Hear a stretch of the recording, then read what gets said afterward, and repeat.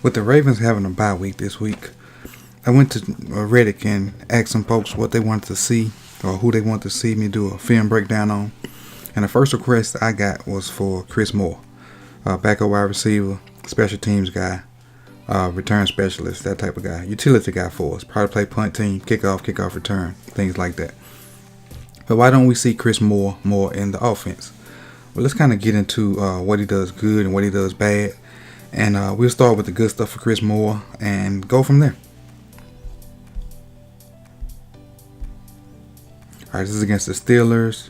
Let's see where Chris is. He is right here. This is Chris Moore. So this is going to be 4 verticals, and Chris is going to work the middle of this Tampa 2.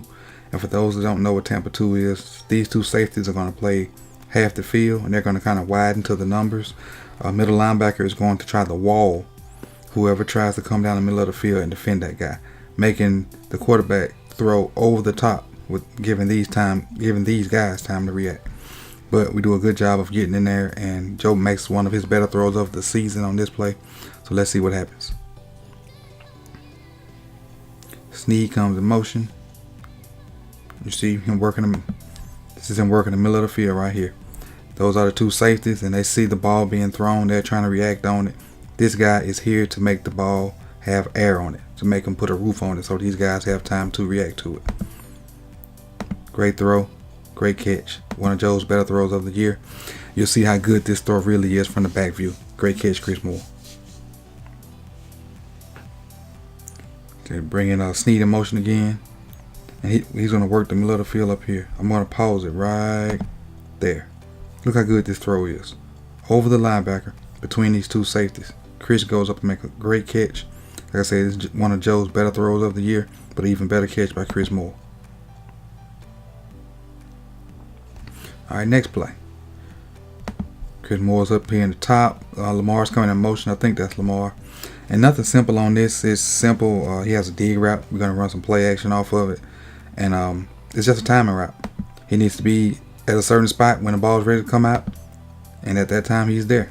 Got a little cushion here. This linebacker has to respect the play action. Has an open cushion. Good catch. Good throw.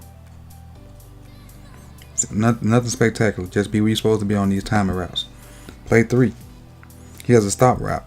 This cushion is a 10-yard cushion up here at the top. He's simply going to run about 8 or 9 yards and just sit it down.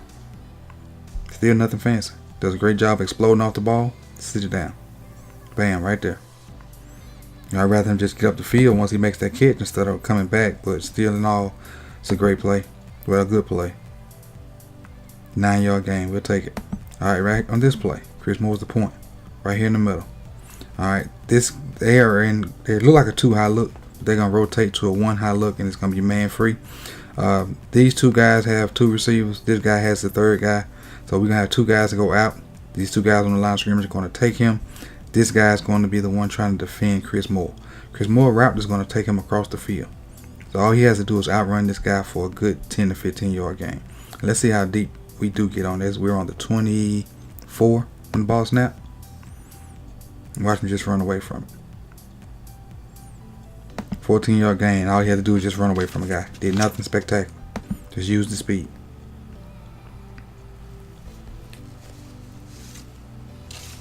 Play 5. He has a tunnel screen. He's down here at the bottom. Tunnel screen call. But now you see he has no real tunnel to get there. What should happen is this guy should be on this shoulder so he can burst through there and have a one-on-one with the safety. That doesn't happen. He's out leveraged, so he has to try to go to this next window. Well, in point, trying to go to this next window, this guy is not blocked. He's going to get cut, which probably was a flag on this play. I'm not sure. See, he gets chop blocked, and he has no real alley to run. He's bottled up. That is a defender here, and defender there, and guys chasing. No real place to go. So tunnel screen with no real tunnel for Chris Moore. The next play. We're running a mesh route with the tight end right here. Does a good job of coming underneath. Now he's the only one open right now, so he's going to get it.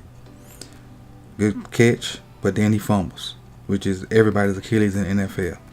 You don't want to play in the NFL when you put the ball down. And that's going to be the beginning of the things that we kind of see why Chris don't play. On this one. Now he has a speed sweep.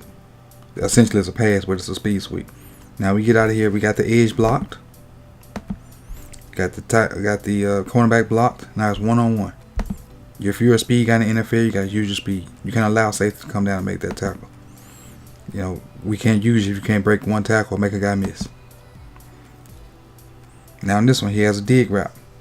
And this is one of the reasons why I think Chris doesn't play. Alright, he has a dig route, which is an in-breaking route. He easily accepts this outside release. Doesn't try to fight to get inside. So now, when he runs the dig route, which you'll see, I'll stop it right there. The cornerback is in perfect position to undercut it. I don't even know why Joe's throwing to him, because nobody's really covered. Maybe Buck is probably the most open guy out the backfield. But this cornerback has ran his route because he chose to go outside instead of getting inside.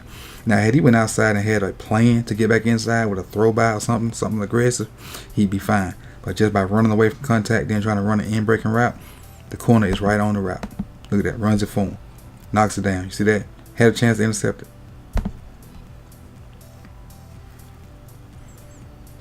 Can't do that in the NFL.